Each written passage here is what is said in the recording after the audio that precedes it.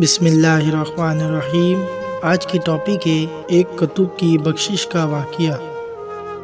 حضرت مولانا مفتی عبدالرؤف سکروی مزلہ فرماتے ہیں، ایک صاحب کتابات کیا کرتے تھے جسے آج کل لوگ کمپیوزنگ کرتے ہیں۔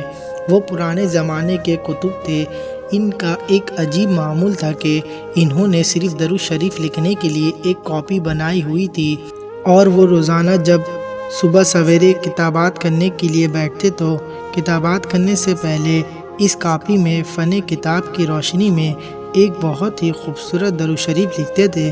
اس کے بعد صبح سے لے کر شام تک مختلف مضامین کی کتابات کر کے اسی سے گزر بسر کرتے تھے۔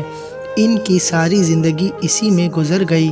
ان کتب صاحب کی انتقال کا وقت جب قریب آیا تو انہیں آخرت کی فکر سوار ہوئی اور ڈرنے لگے، کچھ ہی دیر بعد میں اس دنیا سے چلا جاؤں گا اور آخرت میں پہنچوں گا تو معلوم نہیں کہ میرے ساتھ کیا معاملہ ہوگا، میری بخشش ہوگی یا نہیں ہوگی۔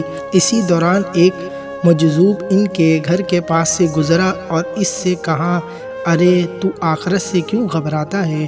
تیرے درود شریف کی کاپی اللہ تعالیٰ کی بارگاہ میں اور جناب رسول صلی اللہ علیہ وسلم کی خدمت میں پیش ہے، اور اس پر صحیح کی نشان لگائی جا رہی ہے کہ یہ درود شریف بھی صحیح ہے، یہ درود شریف بھی پاس ہے اور یہ درود شریف بھی قبول ہے۔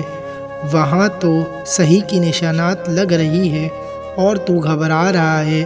درود شریف تو ایک ایسی مقبول عبادات ہے کہ اللہ تعالیٰ اس کی برکت سے آخرت کی نجات کا انتظام بھی فرما دیتا ہے۔ ہمیں بھی اللہ تعالیٰ نبی پاک صلی اللہ علیہ وسلم پر درود شریف بھیجنے کی توفیق عطا فرمائے، آمین۔ مزید اس طرح کی ویڈیو دیکھنے کے لیے ہمارے چینل کو سبسکرائب کریں اور ساتھ میں لگے بیل آئیکن کو پریس کریں تاکہ ہماری ویڈیو کی نوٹیفیکیشن آپ تک بآسانی پہنچ سکے۔